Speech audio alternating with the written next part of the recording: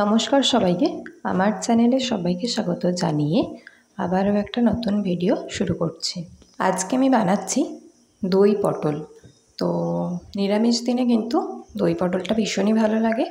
তো তাহলে চলুন রেসিপিটা দেখে নিই। প্রথমেই কড়াই বসিয়ে নিয়েছি এবং তাতে দিয়েছি কিছুটা সর্ষের তেল। তারপর ধুয়ে নুন মাখিয়ে রাখা পটলগুলো দিয়ে দেবো। তো একটু একটু করে কেটে দিয়েছি। পটলগুলো দিয়ে ভালো করে ভেজে নেব পটলগুলো।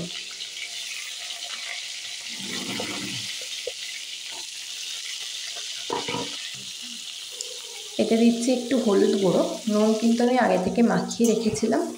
তো দিয়ে ভালো করে ভেজে নিচ্ছি উল্টে পাল্টে।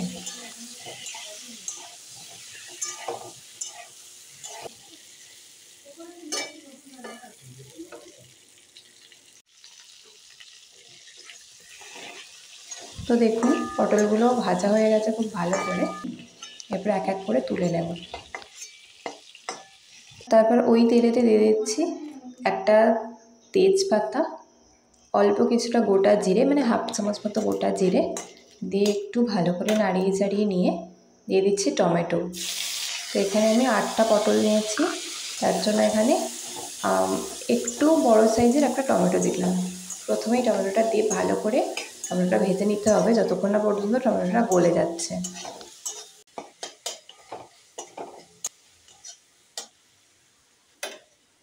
তো এরপর দিয়ে দিচ্ছি বেটে রাখা পোস্ত। এখানে আছে ওই 2 চামচ মতো পোস্ত। তো বেটে রাখা পোস্তটা দিয়ে দিলাম, অল্প একটু জল দিয়ে দিলাম, দিয়ে ভালো করে এটাকে কষিয়ে নেব।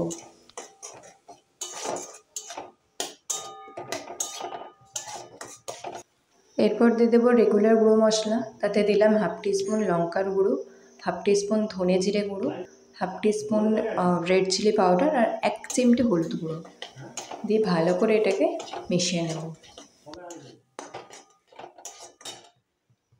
তো যখন দেখবো ভালো করে মেশানো হয়ে গেছে দিয়ে দেবো ফেটিয়ে রাখা টক দই। তো টক দইটা খুব ভালো করে আমি ফেটিয়ে রেখেছিলাম।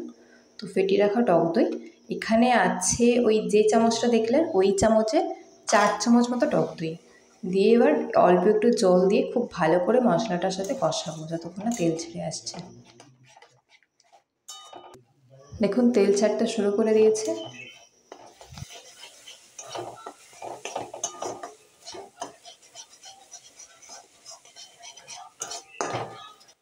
তেল ছেড়ে গেলে দিয়ে দেবো জল, হালকা গরম করে রাখা জল।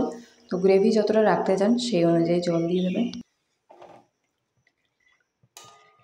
যে কোনো নিরামিষ দিনে কিন্তু এই দই পটল দারুণ লাগে। এর আগে আমি একটা সর্ষে পটলের রেসিপিও শেয়ার করেছি, যদি প্রয়োজন পড়ে দেখে নিতে পারেন।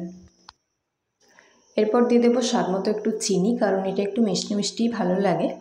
তো স্বাদ মতো একটু নুন। তারপর দিয়ে দিলাম কয়েকটা চেরা কাঁচা লঙ্কা। আর যখন একটু ফুটতে শুরু করবে গ্রেভিটা তখন ভেজে রাখা পটলগুলো দিয়ে হাই ফ্লেমে কিছুক্ষণ ফুটিয়ে নিলেই এটা কিন্তু একদম তৈরি হয়ে যাবে। গরম গরম ভাতের সাথে কিন্তু দুর্দান্ত লাগে। তাহলে এরকম নতুন নতুন সহজ রেসিপি পেতে চ্যানেলটা সাবস্ক্রাইব করে পাশে থাকবেন, লাইক কমেন্ট শেয়ার করবেন। তো দেখুন আমার কিন্তু দই পটল একদম তৈরি। তাহলে আজকের মতো এখানেই শেষ করছি। আর বানিয়ে কিন্তু অবশ্যই জানাবেন কেমন লাগলো। আজকের মতো টাটা।